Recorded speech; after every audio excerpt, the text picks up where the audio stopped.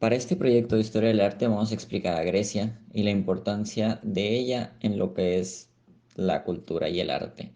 Los integrantes del equipo somos Cantero Aldana Diego Emir, Collins González Odalis Jimena, García Hernández Aleiris, Osuna Ceseña Camila, Ruiz Farias Jania Guadalupe y Seferino Urias Queira Dilene. Para empezar, el nombre de los griegos viene de cómo los romanos los llamaban, pero en realidad se llamaban helenos, del territorio del Hade, pero después de la dominación del Imperio Romano se quedaron como griegos. Hacia los 1200 años antes de Cristo, un pueblo de origen cretense llamado los dorios se apoderaron de Creta derrotando a los micenios. La guerra de Troya descrita por Homero fue probablemente uno de los conflictos que tuvieron relación con estas invasiones, aparte de Esparta y Corintio, los cuales se convirtieron en ciudades dóricas que dieron comienzo a la Edad Oscura. La Edad Oscura es llamada así porque hay casi nula información sobre ella. Después de esta, durante años, Grecia se mantuvo en un nivel primitivo y se mantuvo así durante siglos, a los que se les conoce como la época arcaica. Pero Grecia se desarrolló y culminó con una recuperación en todos sus aspectos. Gracias a eso se generaron polis parecidas a un estado y de ahí una metrópoli o polis madre, que estas permitieron que las colonias se desarrollaran de forma exponencial. Y aquí un mapa del territorio que conformaba Grecia. La religión griega. La religión griega es un conjunto de prácticas de creencias que se estructuran en el momento en que surge, a finales del siglo VIII a.C. Una de las formas de organización política típicas del mundo griego era la polis. La polis son los estados de la antigüedad que, organizados como una ciudad, disponían de un territorio reducido y que eran gobernados con autonomía respecto a otras entidades. La polis son ciudades que existieron en la antigua Grecia antes del avance del Imperio Romano. Se caracterizan por vincular el entorno rural con las urbanizaciones, una situación que se afianzó a mediados del siglo VII a.C. Las estructuras mentales y los esquemas intelectuales sobre los que descansa este sistema de gobierno difieren enormemente de la mentalidad contemporánea, por encima de la individualidad de cada polis. El estudio de los santuarios que gozaron de mayor prestigio demuestra la importancia que tuvieron los cultos comunes a todos los griegos. Los griegos creían en muchos dioses, su religión era politeísta, sus divinidades poseían apariencia humana, siendo portadoras tanto de virtudes como de defectos. Pero a diferencia de los hombres, eran inmortales y gozaban de poderes sobrenaturales. Dioses y hombres se relacionaban entre sí, los héroes en seres nacidos de la unión entre dioses y mortales. Los dioses griegos vivían en el monte sagrado Olimpo. La narración de su historia recibe el nombre de mitología. Los dioses fijaban morada en los templos, donde recibían ofrendas de los fieles consistentes, entre otras cosas, en sacrificios de animales. Cada polis tenía sus propias divinidades, aunque el más importante de todos, considerado padre de la humanidad, fue Zeus. En honor a las divinidades se celebran fiestas y conmemoraciones. La más conocida de todas tenía lugar cada 4 años en la ciudad de Olimpia, en homenaje a Zeus. En el transcurso de esta misma se celebraban competiciones deportivas, los Juegos Olímpicos, en las que participaban todas las ciudades del mundo griego. Mientras duraban se declaraba una tregua sagrada que interrumpía temporalmente todas las guerras que hubiese abiertas entre las polis. Los dioses se dirigían a los hombres por medio de oráculos o respuestas expresadas a través de sacerdotes y sacerdotisas.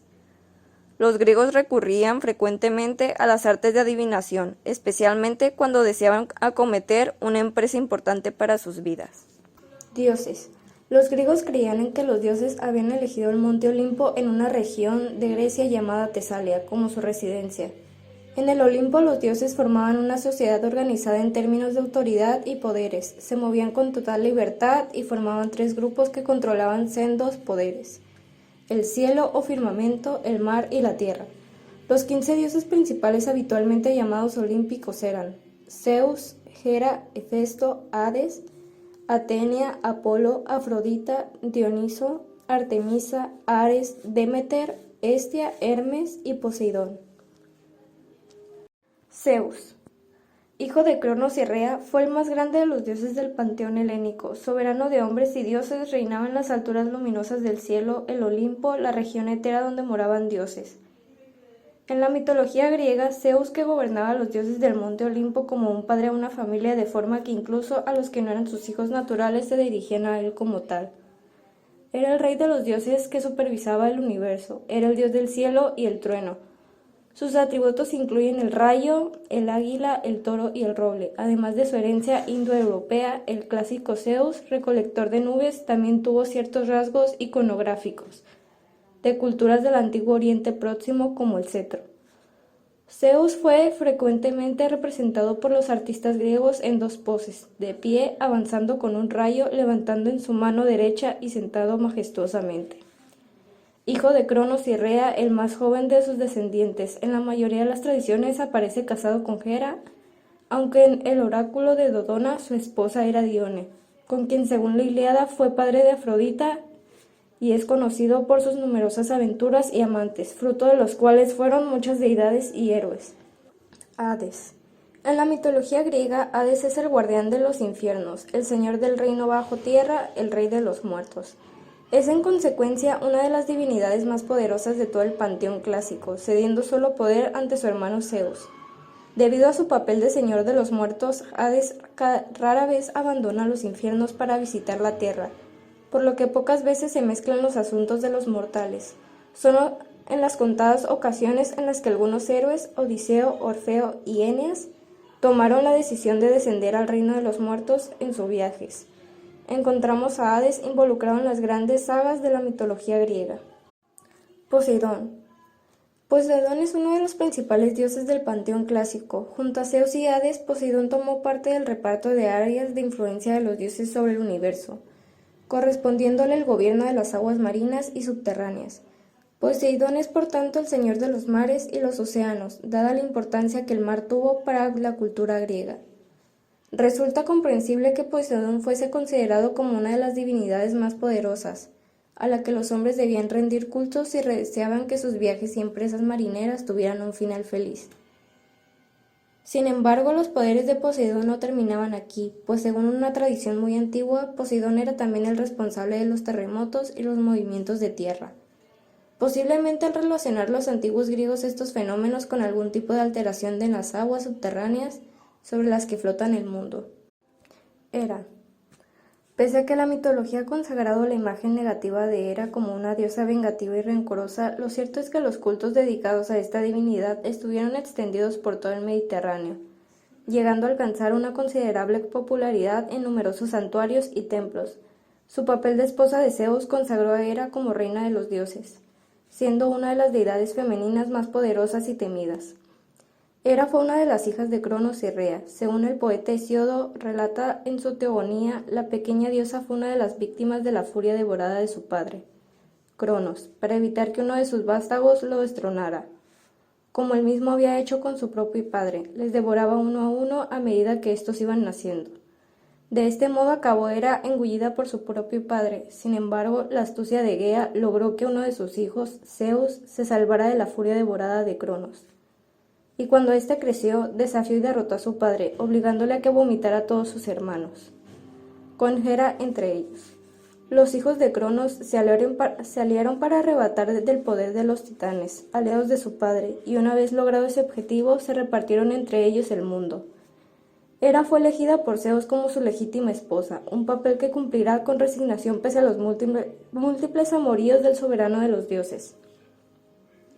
La mayoría de los relatos que tienen a Hera como protagonista narran las diversas venganzas que la diosa se cobró sobre los amantes ocasionales de su esposo Zeus. De hecho, no solo fueron estas las que sufrieron la cólera de la reina de los dioses.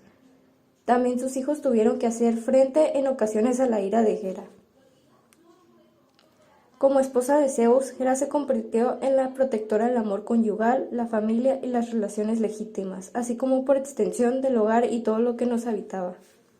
Hestia, hija primogénita de los titanes Cronos y Rea. Esta es una de las diosas más influyentes en la mitología occidental, esencialmente en la griega. Es la hermana mayor de Zeus, Hera, Demeter, Poseidón y Hades, y a su vez la personificación del fuego y el hogar, motivo por el cual recibió ofensas y sacrificios en todos los templos divinos, incluso antes que Zeus, el dios del trueno. La cualidad vinculada a Hestia, tanto en la mitología griega como en cualidades presentes en cada mujer, es la introversión, al personificar rasgos de calidez y la tranquilidad. Hestia representa a la mujer que se siente satisfecha en los hogares pacíficos, muchas veces sagrados, en alusión a los templos donde se le rendía culto, donde consigue intimidad consigo misma. Atenea. Atenea era la diosa de la sabiduría, la guerra y los oficios, e hija predilecta de Zeus. Era quizás la más sabia, la más valiente y desde luego la más ingeniosa de los dioses del Olimpo. A Zeus se le dijo que su descendiente le arrebataría el trono, al igual que él había arrebatado el poder a su padre Cronos. Por esa razón, cuando Metis estaba embarazada, Zeus se la tragó y Atenea terminó naciendo de la cabeza del dios, ya con armadura y totalmente crecida. Un tema popular en el arte griego antiguo es Hefesto representado en el papel de comadrona, partiendo la cabeza de Zeus con un hacha. Atenea se evoca con frecuencia como la hija favorita de Zeus. No se debía tomar a Atenea en broma, como la demuestra la transformación de Medusa en Gorgona, siendo su sentido de la justicia tal que los actos de impiedad eran rápidamente vengados, como ocurrió con los héroes aquellos que tras la toma de Troya y la profanación del santuario de la diosa. Atenea también es la diosa protectora de la artesanía doméstica que otorga a los mortales los dones de la cocina y la costura. Se dice que inventó el aulos para ver su reflejo y sus mejillas hinchadas al tocar estos tubos. Los tiró para luego ser recuperados por el sátiro Marcías. Apolo. Apolo fue un importante dios griego asociado con el arco, la música y la adivinación, epítome de la juventud y la belleza, fuente de vida y curación, mecenas de las artes y tan brillante y poderoso como el mismo sol. Apolo fue posiblemente el más amado de todos los dioses. Se le adoraba en Delfos y Delos, lugares que albergaban algunos de los santuarios religiosos más famosos de Grecia. El lado más oscuro de Apolo como portador de la plaga y la venganza divina se hizo famoso cuando él, junto con su hermana Artemisa, de forma despiadada asesinó a los 6, o en algunos relatos 7, hijos de Níobe, como castigo por jactarse de que su capacidad de procrear era mayor que la de Leto. Otra desafortunada víctima de su ira de Apolo fue el sátiro Marcías, quien imprudentemente afirmó que era musicalmente más talentoso que el dios. Ares. Ares, hijo de Zeus y Hera, fue el dios de la guerra. Era uno de los 12 dioses del Olimpo y al contrario que la dotada e inteligente Atenea, que también dirigía los asuntos de la guerra, se trataba de un dios sin modales, violento y agresivo, sin ningún aspecto positivo para la humanidad. También tenía muchos otros atributos. Personificaba la valentía, la fuerza incansable, rey de la virilidad masculina y también protector del Olimpo, líder de los rebeldes, de los hombres justos y ayudante de los débiles. En la guerra representaba la brutalidad, la violencia y horrores de las batallas. Demeter es una de las deidades más antiguas del panteón griego. Ella garantizaba la fertilidad de la tierra y protegía los cultivos así como la vegetación. Esta conexión cercana con la tierra fue heredada de su madre Rea, y sin duda alguna ella era una reencarnación local de las diosas madre terrestres comúnmente adoradas en las comunidades rurales durante la Edad de Bronce.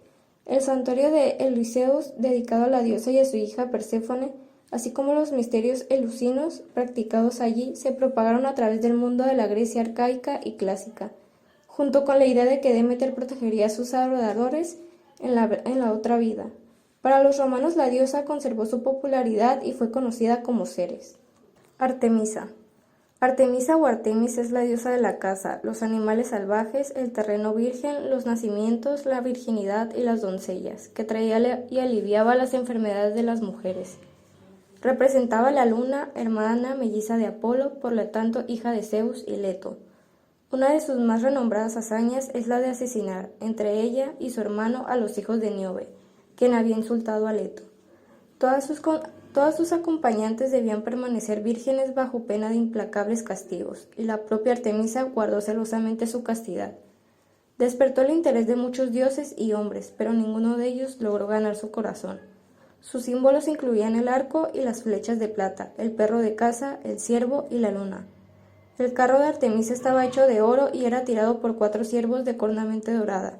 Sus bridas también eran de oro. Afrodita, la diosa de la antigua Grecia del amor, la belleza, el deseo y todos los aspectos de la sexualidad.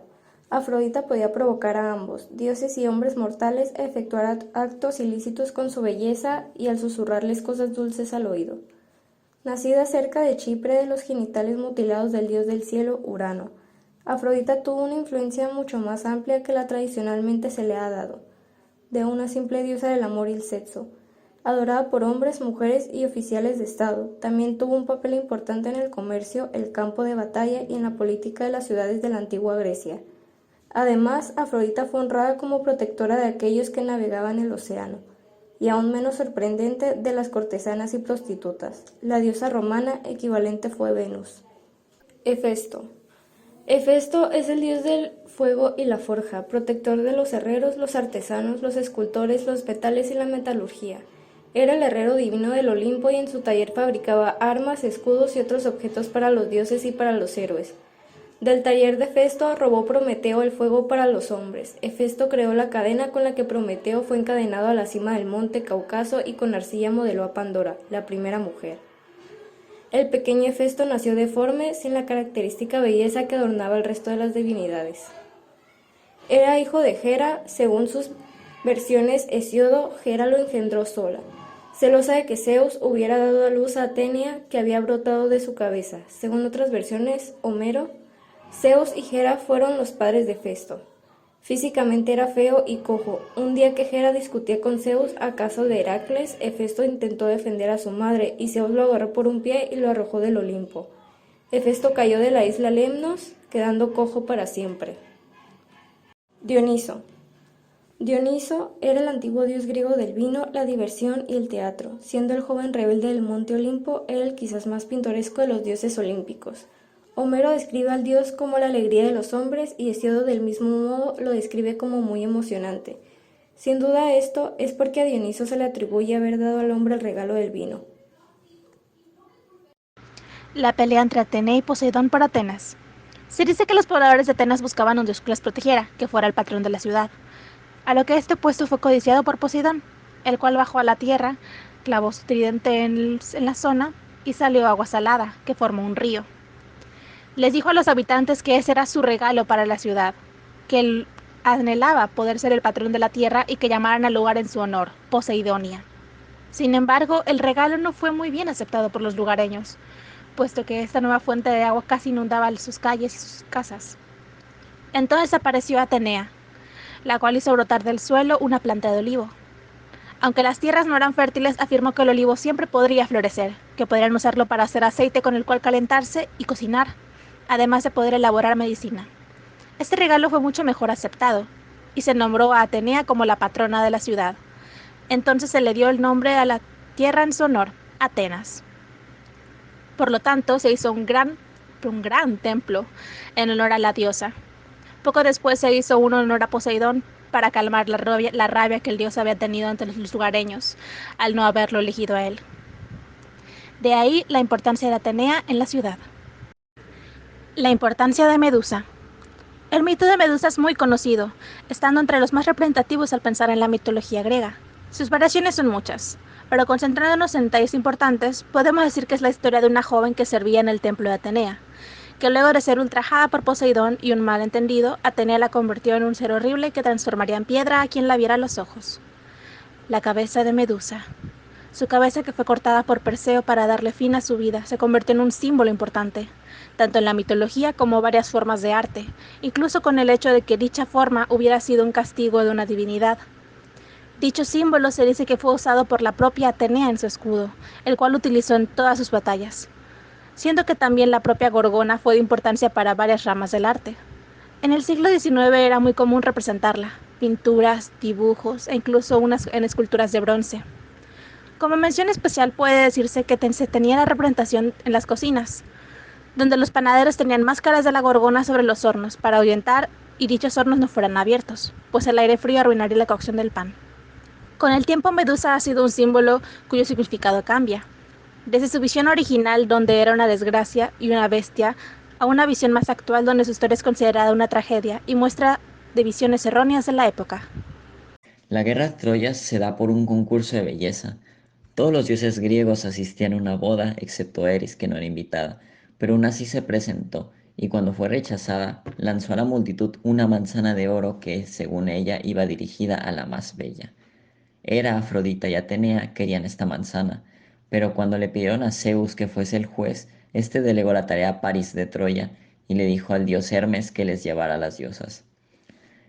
Hera prometió a París riquezas y poder, Atenea le prometió conocimientos y Afrodita le prometió matrimonio con la mujer mortal más bella, Helena de Esparta. Paris aceptó el matrimonio con Helena y esto causó muchos problemas políticos y sociales. Durante 9 años, los aqueos atacaron las murallas de Troya de una forma fallida, pero saquearon los pueblos vecinos donde secuestran a las mujeres y roban sus recursos. Hubo una pelea durante estos años que se dio por venganza. Aquiles, el mejor peleador de los aqueos, tenía un mejor amigo el cual fue asesinado por Héctor, el mejor peleador de los troyanos. Ellos dos se enfrentaron y Aquiles mató a Héctor, lo cual aterrorizó a Troya, pero intervinieron los dioses, clavando una flecha en el talón de Aquiles, la cual era su única parte débil. Porque si no intervenían, Aquiles hubiese destruido toda Troya él solo. No fue hasta que Odiseo ideó el gran plan del caballo de Troya, un regalo después de la supuesta rendición de los aqueos hacia Troya, en el cual se escondieron los mejores guerreros aqueos y saldrían del caballo una vez lo introdujeran dentro de la ciudad de las murallas de Troya. Salieron en la noche donde los troyanos están celebrando su victoria y destruyeron toda la ciudad, haciendo actos tan horribles que los dioses durante 20 años castigaron a los aqueos por ello. Durante los siglos 5 y 4 a.C. correspondieron a los grandes apogeos de las ciudades polis Atena y Esparta. Cada una de estas era enorme y absorbía a sus vecinos y los ligaba a su control. Esparta los unificaba de una forma estricta y Atenea los unía de una forma pacífica bajo un acuerdo mutuo. Durante este periodo se dieron las guerras médicas. Estas fueron las guerras causadas por invasiones persas al territorio griego, queriendo dominarlo. Se ubica en la película de 300, esta se dio durante las guerras médicas. Las polis griegas detuvieron a los persas y Atenas se convirtió en la ciudad más grande y poderosa de Grecia. También durante el periodo de Atenas se creó la democracia como gobierno, la cual se supone que actualmente es la forma de regir México. Durante el periodo de Atenas también fue llamado el siglo de Pericles, en el cual se construyeron el Partenón y el Erecteion. Grandes representantes atenienses fueron Esquilo, Sófocles y Eurípides, que fueron creadores de obras trágicas, Aristófanes de comedias, Tesidides y Heródoto fueron historiadores y uno de los más importantes fue el filósofo y maestro Sócrates. Para finalizar, las diferencias entre Atenas y Esparta desembocaron en una destructora guerra llamada la Guerra de Peloponeso, en la cual participó toda Grecia en uno u otro bando. Estas acabaron derrotando a Atenas y estableció Esparta sobre toda Grecia. Aprovechando estas guerras surge el rey Filipo II de Macedonia, que creó una nueva potencia y tras su muerte, su hijo Alejandro Magno conquistó Persia y formó un gran imperio. Tras la muerte de Alejandro Magno, desapareció todo el poder griego, pero su cultura fue fusionada con la cultura oriental, que dio origen al mundo helenístico. En la filosofía greca se puede dividir en dos periodos, los presocráticos y los socráticos. Los presocráticos veían al mundo de una forma muy elemental, la mayoría de ellos basaban sus pensamientos en un elemento unificador que creaba todo, y comenzaré con sus ideas principales. Heráclito, un filósofo ambiguo que le gustaba mucho confundir a la gente con sus poderes místicos de ver el futuro. Él tiene ideas de que todo se encuentra en constante cambio, que se transforma en un proceso continuo de nacimiento y destrucción al que nadie escapa. Una forma de entender su filosofía es que él decía, nadie puede bañarse en el mismo río 2 veces, todo fluye, y su elemento era el fuego. Anaxímenes creía que todo lo natural había sido creado gracias al aire, que la Tierra era el centro del universo y que todo lo que vemos al exterior había sido creado por ella. Anaxímenes intentaba más darle un sentido a las cosas que ocurrían dentro de lo natural, sin lo sobrenatural, llegando a conclusiones lógicas para su época. Anaxágoras fue de los principales en juntar varios elementos, decía que todo era parte de todo y estaban formados por cientos de elementos. Decía que las cosas podían ser divididas infinitas veces y seguirían siendo esas cosas. Y su última idea fue el nous o el intelecto, que para él era aquello que le daba orden a todas las cosas del universo. Decía que era algo que estaba por allí, fuera de nosotros, pero que nos controlaba para darnos un orden. Demócrito fue quien dio la palabra átomos, contrarrestando la idea de Anaxágoras. Decía que sí había un límite al dividir las cosas y había una materia esencial para la creación de todo el universo. Decía que gracias al constante choque de esta materia se dio el universo, los átomos. Pitágoras. Más que un filósofo, fue un líder de un culto muy peculiar, creador de la primera escuela de filosofía, matemático, etc. Pitágoras desde su nacimiento ya estaba predestinado al ser el renacido de un dios, el cual le daría todo el conocimiento para mover el mundo. Según él, veía sus vidas pasadas y le pedía a todos sus seguidores que se retiraran de todo para tener un estilo de vida como hippie vegano. Dejaban todos sus bienes materiales y vivirían por el conocimiento, el cual, claro, Pitágoras se los daba. Ellos solo escribían para absorber el conocimiento que Pitágoras decía, para el que tenías que ser puro. Necesitaban pureza, la cual no se conseguía con un estilo de vida normal, ya que ésta te corrompía. Por eso los obligaba a convertirse en algún estilo de hippies veganos. Al unirse al culto tenían que purificar su mente, lo cual lo hacían mediante el sexo, en el cual sus cuerpos se purificaban y la mente al mismo tiempo. O sea que tenían toneladas del sexo, los pitagóricos. Pitágoras se fue a Egipto varias veces y retuvo mucha información de la cultura egipcia, de allí sacó la inmortalidad del alma, diciendo que el alma era lo único infinito. También sacó mucho conocimiento de astronomía y matemáticas de ellos. Hay una hipótesis que comenta que Pitágoras quizá nunca existió, sino que Pitágoras es la forma en la cual la gente que pertenecía al culto llamaba al conocimiento. Así que todo lo que ellos conseguían lo firmaban en el nombre del supuesto ente que les daba conocimiento infinito y lógico.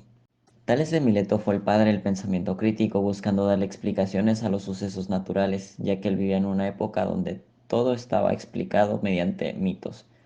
Este se dedicó a la astronomía y a la geometría. Para él, el agua fue el elemento principal, la fuente de vida y lo que conformaba todo. Empedocles, él juntó las ideas de Heráclito y Parménides, creando cuatro elementos que son la base de todo: el fuego, agua, tierra y el aire. Él decía que todo había sido creado por estos elementos y que el amor los unía y el odio los separaba. De esta forma se creaban y destruían las cosas para poder variar. Parménides basaba su filosofía en la visión que tuvo con una diosa sin nombre, la cual le dijo algo llamado el discurso de la verdad, donde mencionaba que nada podía cambiar, diciendo lo que es y lo que no es, no es. Literalmente eso fue todo. Para terminar con la filosofía de Grecia, se pueden destacar dentro del periodo socrático los tres grandes filósofos: Sócrates, Platón y Aristóteles. Vamos a empezar por Sócrates. Aparte de ser un gran filósofo, también fue un gran maestro. Sócrates le enseñaba todo al que quisiera, de forma gratuita. Él se centraba principalmente en repartir conocimiento. Sócrates decía que la filosofía nos enseñaba a saber vivir, que ella era un servicio para el hombre, y creó la palabra mayéutica, que era el arte de ayudar a dar luz al conocimiento, que éste se daba a través del diálogo. Platón es el creador del idealismo o de la teoría del conocimiento. Fue uno de los mayores pensantes de la época y hasta el momento se siguen usando sus teorías porque su conocimiento se extendió más que solo el hombre. Fue política, sociedad, música y filosofía. Él separó el mundo en dos, diciendo que uno era el mundo sensible y otro el mundo de las ideas. Es decir, el mundo sensible era lo que existe, lo que ya está ahí, y el mundo de las ideas era nuestra forma de percibirlo mediante los sentidos y mediante lo explicábamos. Por último, Aristóteles, discípulo de Platón. Este contó que la filosofía para él era la ciencia de las primeras causas, o sea, que la filosofía era la forma de entender las cosas en su forma más prima para poder explicar su origen. Este basaba mucho su filosofía en los primeros filósofos que usaban las materias primas para explicar el universo. Este también, por haber sido discípulo de Platón, sus filosofías eran muy variadas y no se centraban solo en lo que era el humano. Las figuras escultóricas griegas en piedra y bronce se han convertido en algunas de las piezas de arte más reconocibles jamás producidas por ninguna civilización, y la visión artística griega de la forma humana fue muy copiada en la antigüedad y lo ha sido desde entonces. Los escultores griegos aprendieron tallado en piedra y fundición de bronce de los egipcios y sirios, mientras que las tradiciones de la escultura en Grecia fueron desarrolladas por los dos principales grupos de colonos de Tesalia, los jonios y los dorios. La escultura se caracterizaba por estos tres puntos. El ser humano fue la representación de la belleza física y el equilibrio espiritual, en donde la belleza se concebía como la proporción entre las partes, necesitaban de un canon artístico, los personajes eran armónicos e idealizados, el cuerpo humano desnudo era el sujeto principal y su representación máxima fueron las estatuas arcaicas del estereotipo masculino y femenino, llamadas kuroi y korai respectivamente. la búsqueda de la expresividad, en la cual la expresión se entendía como la exteriorización de los sentimientos y estaba idealizado por lo que solo puede ser sereno y equilibrado. Y por último, representación del movimiento, en donde los escultores comenzaron a trabajar con formas rígidas, las imágenes arcaicas eran estéticas y el movimiento reforzaba los valores expresivos de la escultura. Escultura griega helenística. Se llama a la escultura del periodo helenístico en la antigua Grecia Helade, que comprende la época entre el reinado de Alejandro Magno y la conquista de Grecia por los romanos, desde mediados del siglo IV a.C. hasta mediados del siglo II a.C. Los escultores de este periodo perfeccionaban el uso del canon de belleza ideal. El cuerpo femenino se le estrecha a los hombros, la cadera y se eleva a la cintura. También se supera el acabado suave de la piel en figuras femeninas, infantiles y hermafroditas. Es un periodo de gran expansión económica para la cultura. Por una parte, la expansión de la cultura griega a nuevos territorios requiere de mayor cantidad de esculturas públicas de héroes y dioses griegos para estos asentamientos y aumentan también los encargos privados para una función decorativa. Como consecuencia, aumentaba la industria de producción de copias a medida que desciende la calidad y creatividad en las obras. La diversidad también se hace presente en los temas de la escultura griega helenística. Además de las tradicionales figuras de atletas y dioses, copias de obras clásicas, se incluyen nuevos temas más triviales o menos dignos como temas eróticos, morbosos y graciosos. También se incluye más variedad en los sujetos con personas de todas las edades, distintas etnias, animales y figuras mitológicas y alegóricas. Y entre las posturas novedosas aparecen figuras tumbadas y agachadas. Escultura griega clásica. El segundo cuarto del siglo V es el comienzo de la llamada época clásica. Tras un esfuerzo sostenido durante más de un siglo, el escultor griego había alcanzado pleno conocimiento de la compleja estructura de la figura humana y era capaz de representarla como un todo coordinado. En este periodo se dio un giro a la parte superior del cuerpo, a menudo en dirección opuesta a la pelvis, consiguiéndose con ello un sentido del movimiento y de ágil equilibrio. El peso de la figura se desplaza en forma audaz sobre una sola pierna, mostrándose con gran habilidad la asimetría resultante de ello. Tanto el eje de la figura como la columna vertebral se inclinan hacia un lado. Los hombros, caderas y rodillas no están ya en un plano horizontal, sino que se inclinan hacia arriba y hacia abajo en ritmo alternante.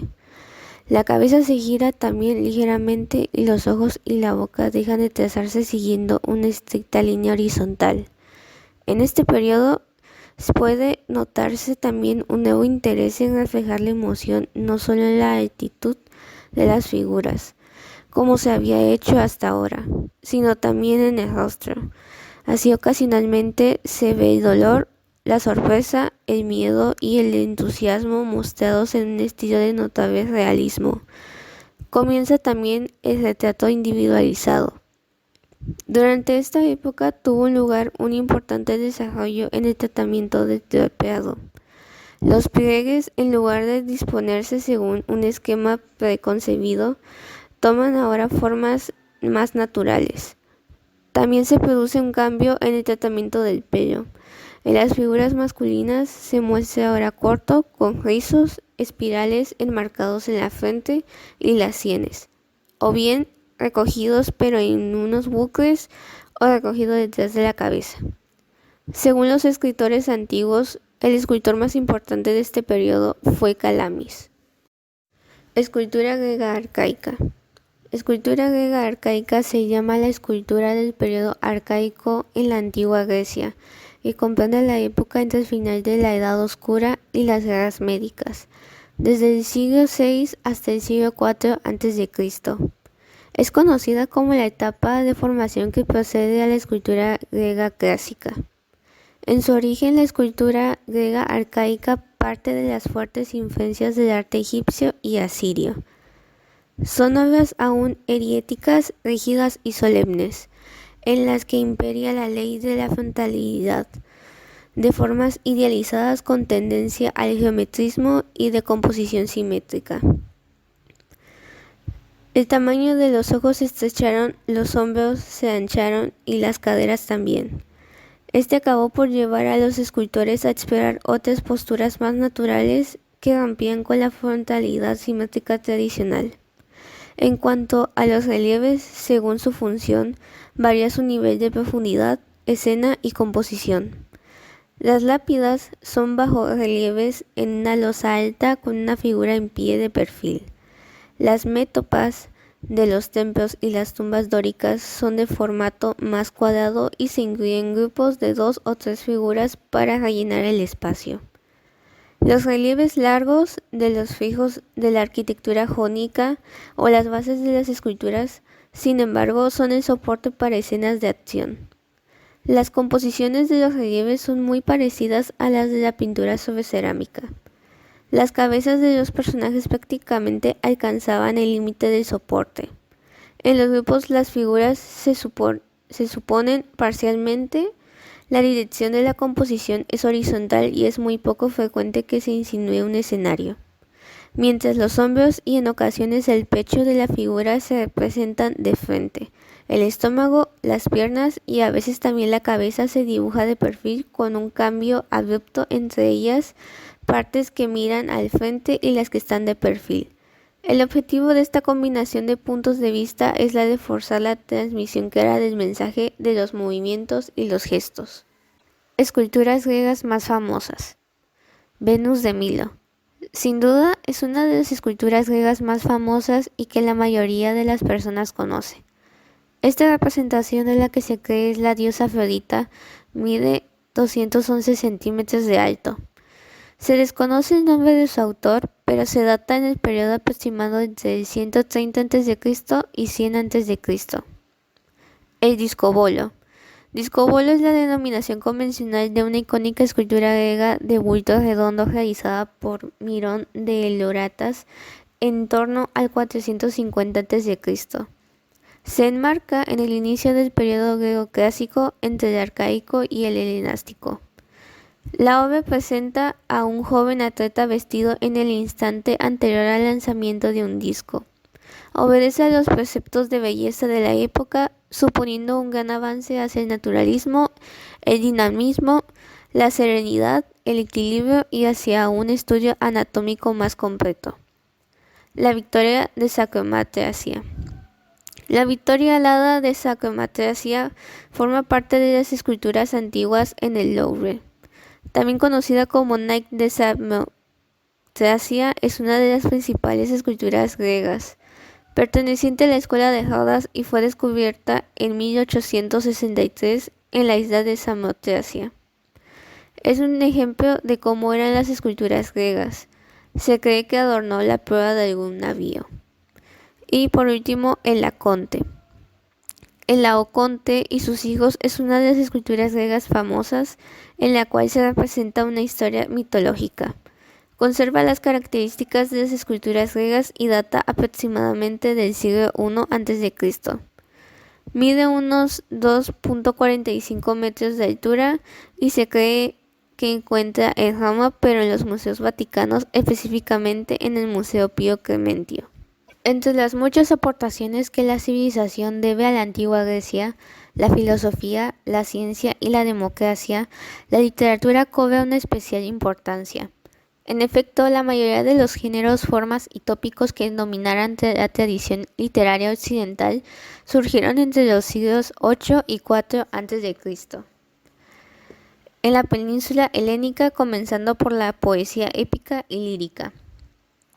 La nobleza griega era muy aficionada a escuchar las heroicas hazañas guerreras de sus antepasados, con las que se identificaban. Los poemas épicos, de la palabra griega epos, que es narración, que las relataban eran compuestos y transmitidos oralmente por unos poetas itinerantes llamados aedos o rapsodos.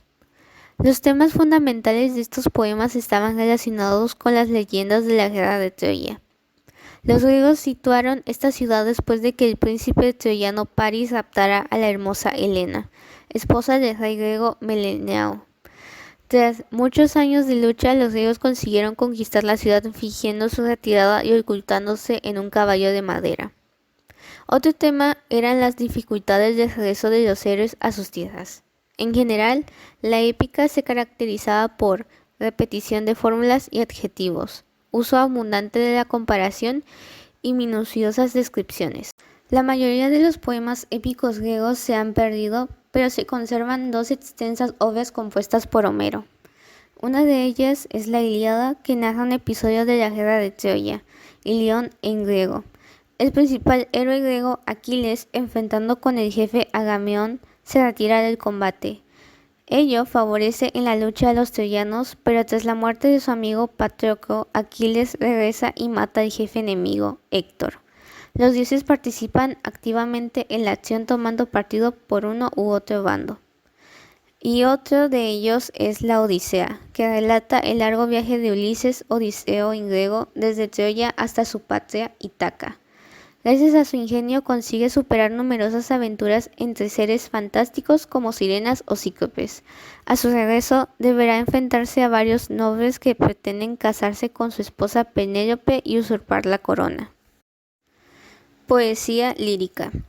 Si la poesía épica narra los hechos gloriosos del pasado, la poesía lírica se ocupa de los sentimientos e inquietudes del presente. Su nombre se debe a que los poemas se cantaban acompañados por una lira o flauta. La época dorada de la lírica griega abarca el siglo VII al V a.C. y pueden distinguirse dos grandes grupos. La lírica coral, largas y complejas composiciones destinadas a ser cantadas por un coro en fiestas religiosas, funerales, bodas u otras celebraciones. Su mayor representante es Píndaro, famoso por sus poemas en honor a los vencedores olímpicos. Y la lírica individual, poemas más graves de decisión individual. Sus temas son morales o satíricos como Arquíloco, que se burla del heroísmo, pero sobre todo expresan la subjetividad del poeta. Así, Anacreonte canta los placeres de la vida y Safo el amor. Para hablar de la pintura griega es necesario hacer referencia a la cerámica, ya que precisamente en la decoración de ánforas, platos y vasijas, cuya comercialización era un negocio muy productivo en la antigua Grecia, fue donde pudo desarrollarse este arte. Al comienzo, los diseños eran elementales formas geométricas, de ahí la denominación de geométrico que recibe este primer periodo, que apenas destacaba sobre la superficie. Pintura prehelénica, periodo crescente o minoico. El arte crescente, o también conocido como arte minoico, tuvo lugar en la isla de Creta durante el periodo del tercer milenio a.C. y el segundo milenio a.C. Pintura helénica, periodo de formación y arcaico. Durante el periodo arcaico es posible encontrar que los griegos se basaron principalmente en representar temas patroicos y mitológicos. Esto especialmente en las paredes de los principales templos y también en otros edificios de las polis. Periodo de elegancia nacional. Este periodo tiene una duración del siglo V a.C. y una parte del siglo VI a.C. Los artistas más destacados fueron Polígnoto, Apolodoro, Saxius y Parrasio, muy reconocidos por su trabajo. Periodo alejandrino o de difusión. El periodo alejandrino de difusión tuvo lugar desde mediados del siglo IV a.C. hasta 2 siglos después, momento en el que se dio la conquista de Grecia por parte de Roma. Características principales: el uso de la perspectiva y la geometría, color, figuras negras, pintura en 4 colores y dibujo, medios principales y pintura mural. Obras principales que han sobrevivido hasta nuestros días. El teatro griego. El teatro griego comenzó en el siglo VI a.C. en Atenas y fue pionero en representaciones teatrales de convocatoria masiva. Las primeras puestas en escena se basaban en ceremonias religiosas representadas a través de la tragedia, y con el tiempo se fueron incorporando otros géneros como la comedia y la sátira. Los teatros estaban construidos al aire libre, sin embargo, transmitían una acústica impecable. Solían establecerse al lado de una colina con un escenario y un gran muro, rodeado de unas escalinatas en forma de semicírculo donde se sentaba el público. Las primeras obras fueron adaptaciones de rituales religiosos representadas por un único actor. Luego se incorporaron más actores, la música de un coro y la escenografía. Surgieron otros géneros como el drama y la comedia, que resultaron muy populares, junto con la tragedia. El teatro griego resultó de gran influencia para el teatro helenístico y romano, para luego extenderse por todo el Mediterráneo. Se considera a las grandes Dionisias de Atenas como las precursoras del teatro griego. Consistían en fiestas anuales que duraban varios días en honor a Dionisio, dios del vino y la exuberancia. En estas celebraciones masivas la gente cantaba, bailaba y tomaba vino. El gran atractivo eran las representaciones dramáticas que realizaban algunos, como las tragedias de Eurípides, uno de los poetas griegos más representativos. Características del teatro griego. El teatro griego se caracterizó por sus obras vinculadas a las ceremonias religiosas de culto al dios Dioniso. Los rituales consistían en el sacrificio de cabras, canciones llamadas tragedia y danzas con máscaras. Las tramas de la tragedia estuvieron siempre inspiradas en episodios de la mitología griega, que solían formar parte de la religión griega. Solo podían actuar los hombres y las primeras obras constaban de un solo actor que se mostraba disfrazado con un traje y una máscara, para representar a los dioses. Las grandes máscaras con rasgos exagerados fueron un icono importante del teatro griego.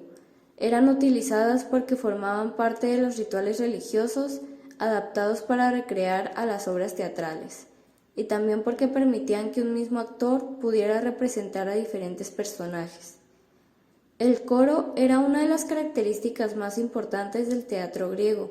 Estaba conformado por un grupo de solo hombres cuyo desempeño interactuaba durante todo el desarrollo de la obra, generando un clima particular en cada instancia. Además, cumplía el rol de entretener y divertir al público al acompañar la danza de los actores. El público era masivo y estaba conformado por personas de diversos estratos sociales.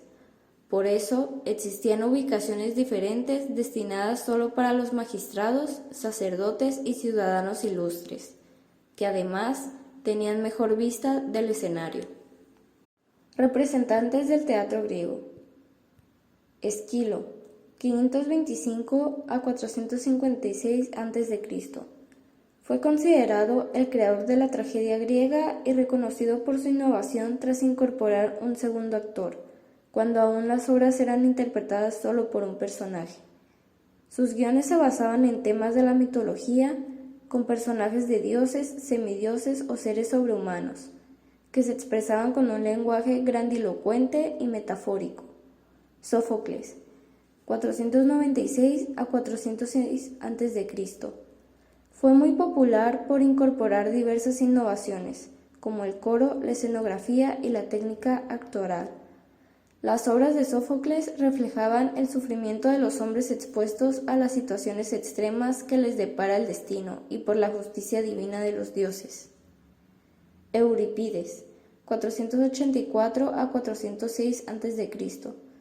Fue celebrado por sus diálogos inteligentes, realistas y por plantear preguntas incómodas a la audiencia, que invitaban a la reflexión. Se dedicó por completo a plasmar los problemas y las pasiones. En sus guiones se destacaron los héroes de carne y hueso. Aristófanes, 404 a 385 a.C. Fue el principal exponente del género cómico, también llamado comedia antigua o comedia aristofánica. Sus guiones reflejaban un gran nivel cultural y artístico, a través de un humor sarcástico y de duras críticas políticas, sociales y religiosas, incluso críticas hacia Sócrates y Eurípides. Música griega. La música fue considerada desde sus iniciales expresiones un regalo divino.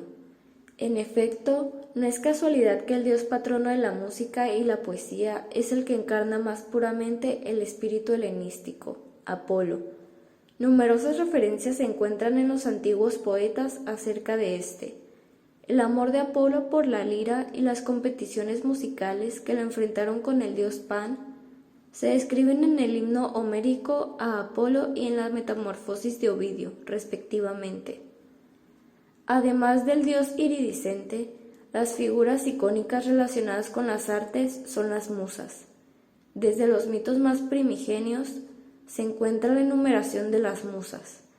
No la misma en las diversas fuentes, a veces son 3 o 5 solamente, y todas están íntimamente relacionadas con la música, gustando del canto y la danza. Clio, Euterpe, Talía, Melpomene, Terpsícore, Erato, Polimnia, Urania y Cáliope son, de acuerdo a la teogonía de Hesíodo, las divinidades encargadas de inspirar, propiciar y alentar la creación artística en el hombre. La música jugaba un papel fundamental en los ritos griegos, siendo inherente de estos en todo momento. En el culto a Apolo y Dionisio, los instrumentos por autonomacia eran la lira y el aulos, respectivamente, siendo probable que fueran originarios ambos de Asia Menor. La lira y la quitara, una lira con una caja de resonancia mayor, podían ser solistas o utilizarse para acompañar la recitación. El aulos era un instrumento de viento similar a una flauta que podía ser sencilla o doble y podía tocarse en parejas o ditarimbos. También se puede ubicar en la Grecia las que son tal vez las primeras competencias musicales. Por ejemplo, en los Juegos Píticos del siglo VI a.C., el virtuosismo era altamente apreciado, al punto de que Aristóteles en la Política advierte contra el exceso de tales prácticas. Por otro lado, en los banquetes o simposium son elementos imprescindibles, como lo dice Teofrastro, la música y la danza.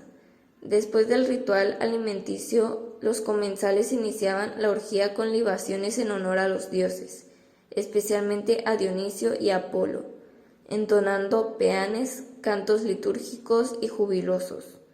De la música se podían ocupar cantantes profesionales o los mismos comensales por turnos, mientras sus compañeros acompañaban con la lira o la flauta.